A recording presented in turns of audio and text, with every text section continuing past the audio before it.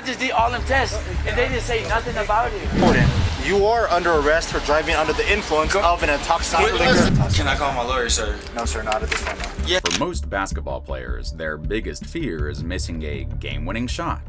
But for Carlton Bragg, a former University of New Mexico player, the real nightmare started off the court, in the middle of a cold Albuquerque night. This is the story of how one late-night traffic stop turned into a drunken stumble through field sobriety tests, legal threats, and a chaotic arrest that left a rising star's career hanging by a net's thread. It's just after midnight in Albuquerque when the blue and red lights flick on. Routine traffic stop, nothing unusual. But when the driver steps out, that's the first curveball. The guy is massive. 6 feet, 11 inches of basketball muscle. That's when the officers realize they've just pulled over Carlton Bragg, a Division I forward for the University of New Mexico Lobos. So we're gonna step around the car. Yeah, you are tall, man. Hang out right here by the corner quick while I close up. And here's the kicker. Bragg doesn't just stand tall physically, he's got a reputation that stretches even further. Back in high school, Bragg was a 5-star recruit, courted by the biggest names in college basketball: Kansas, UCLA, Kentucky, the works. But fast forward a few years, and that golden boy glow is long gone. He got booted from Kansas after a string of off-court issues, bounced to Arizona State, and finally landed at New Mexico, trying to rebuild a career that already looked like a busted play. Okay. 7 for 1 PD. Can you log me on a 54 with New Mexico? Paul William Lincoln, 188. Reference checkpoint. Alright, let's walk right over here, okay? So there he is, a once top prospect now sitting roadside, facing down police in the middle of the night. And from the second this stop starts, you can already feel it. This isn't going to be a quick license and registration moment. So, as you're a little bit taller, this is going to be a little bit different, right? Okay. So, do you have any medical conditions, illnesses, or injuries that prevent you from walking, turning, balancing on one leg, or falling tip my finger distress? The officer kicks off with the basics. Bragg says his ankle's been jacked up for 2 years. So far, nothing dramatic. But the tension's there, just under the surface. I had a broken ankle. How long ago was that? Like 2 years ago. Okay. And so I seen you're able to walk from here to there. Are you able to walk and balance on one leg? Yes, sir. Okay. Do you wear eyeglasses or contact lenses? I wear glasses, yeah. Are they in the vehicle? Do you need them to walk and turn? Or? Not right now, no. Alright. When was the last time you had any alcohol then? Then comes the alcohol question. And Bragg owns up right away. He had 2 glasses of wine after the game, just hanging out with his girlfriend. He's polite, even calm. For now. But you can already see it in his body language. The hands in his pockets, the shifting back and forth. He knows this stop isn't over. I had some wine. How much is some wine? About 2 glasses. Okay. After the game. Okay. What time did you finish your last drink? The officer starts setting up the field sobriety tests, and you can already feel it. This isn't going to be some smooth, by-the-book moment. Bragg looks nervous, talks fast, and already starts volunteering excuses before they even get to the first test. 10? Okay. So you had 2 glasses of wine to drink between 9 p.m. and 10 p.m. Yeah. And you're driving from Cake back to... Yeah, my girl. Yeah. Okay. Do you want to keep your shoes on or off? I don't care either way. When asked if he's got any injuries that could mess with the tests, Bragg brings up an old ankle injury from 2 years ago, but before the officer can even respond, it's like he's arguing with himself, trying to build a defense before the game even starts. Okay. No, do you want to keep your shoes on? Yeah, that's right. Alright, so because you're really a lot taller than me, man, I'm going to have you have a seat on the, you see the push bump right there? Yeah. I'm going to have you sit on that, okay? Okay. So just sit down on it. Okay. Alright, so for this test, I want you to follow the tip of my finger, just your eyes, and do not move your head. Do you understand? Okay. Yeah. First up, the horizontal gaze nystagmus test, aka follow the finger. Easy enough, right? Not for Bragg. He keeps turning his head, left, right, left again, like his neck and his eyes aren't even on the same team. What's up, sir? I thought you just said you was going to do a test. Tests. These are a series of tests. I have to do this a little bit different with you because you're a lot taller than me.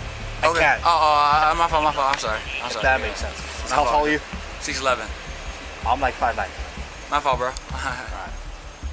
Follow just your eyes and keep your head still. Yes, sir. Remember not to move your head or moving it to the left. Oh, still moving. My fault. The officer's already getting annoyed. His tone, sharper, shorter, and Bragg still moving his head, even after being told 5 times to keep it still. This isn't just a mistake. This is textbook impairment. There are a series of 3 tests. Okay. You did 1 right now, okay? Okay. So what I want you to do is I want you to go ahead and place your left foot right here where my light's at. Yeah. Place your right heel touching your left toe. Right here, like this? No, right heel touching your left toe. Okay. Place your right in front of your left. Oh.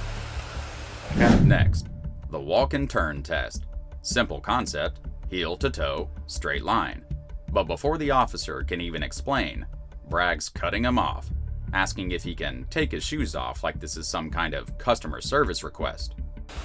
Stay in that position and do not move from that position until I tell you to begin this test. Do you understand? Yes, sir. So when I tell you to, and only when I tell you to, I want you to take a series of 9 heel to toe steps along this imaginary line that I'm drawing in front of you with my flashlight. Okay. That line is to be approximately the width of your foot. At the end of your 9 heel to toe steps, keep your front foot planted on the line, and with your back foot step out. And when it's time to actually walk the line, Bragg's already complaining about the cold, shivering, huffing, adding side comments like the weather's on trial here.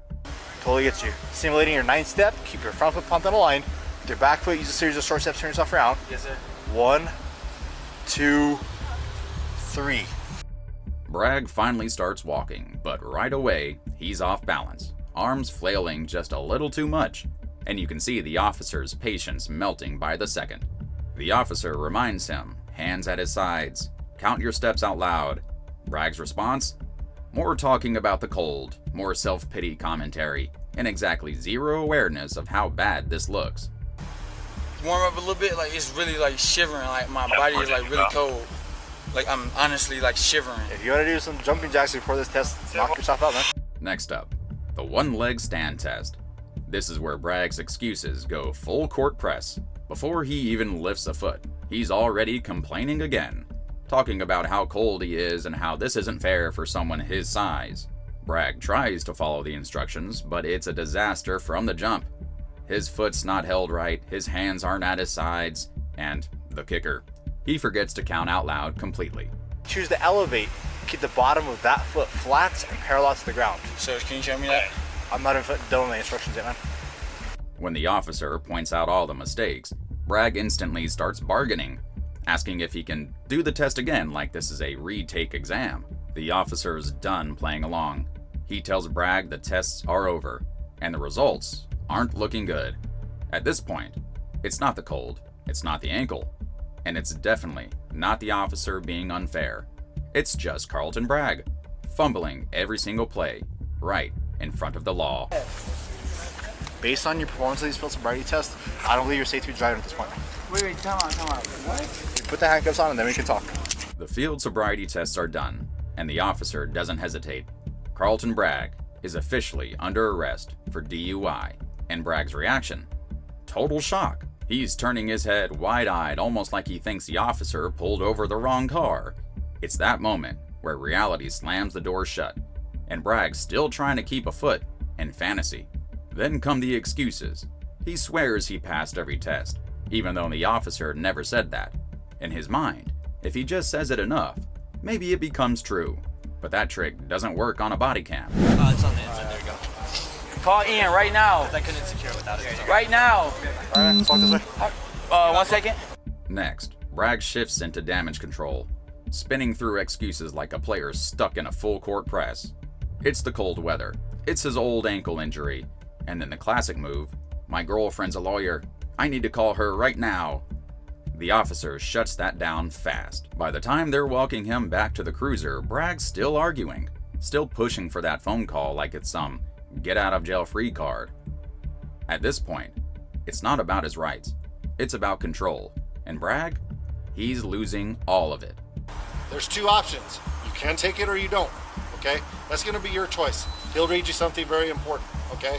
Even in handcuffs, he's still talking, tossing out phrases like violation of rights and unlawful arrest, trying to turn this into a legal showdown.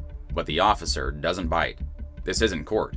It's reality, and right now, reality says Carlton Bragg is under arrest. Inside the cruiser, Bragg has one last chance to pull himself out of this hole. The breathalyzer test.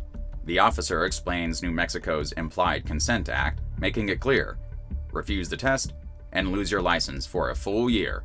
For anyone thinking clearly, that's an easy decision. But Bragg, he's not thinking like a regular guy.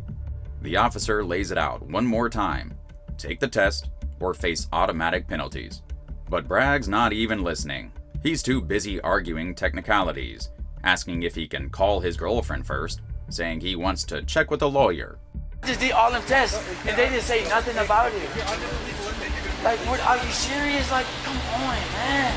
This is, wow. Walk up so walk up to 7. Have a seat on the middle seat right there, okay? Like, are you serious? Like, have a seat in this first can I talk to my girl? Make sure she's cool. No. Have a seat. She's right there. When the officer tells him the lawyer call has to wait, Bragg loses it. Suddenly, he's talking about his rights being violated, calling the whole arrest unfair, and turning this into his personal courtroom.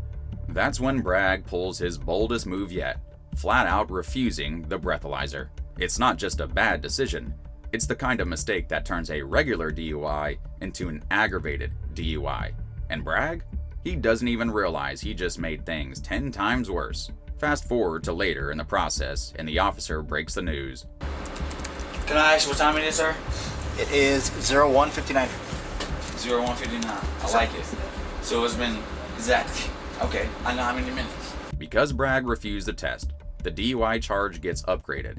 And that, quote, aggravated label, that's the kind of thing that follows you long after the handcuffs come off. At this point, the officers have explained everything multiple times. The implied consent law, the penalties, the process. But Bragg's still acting like he's the first person this has ever happened to.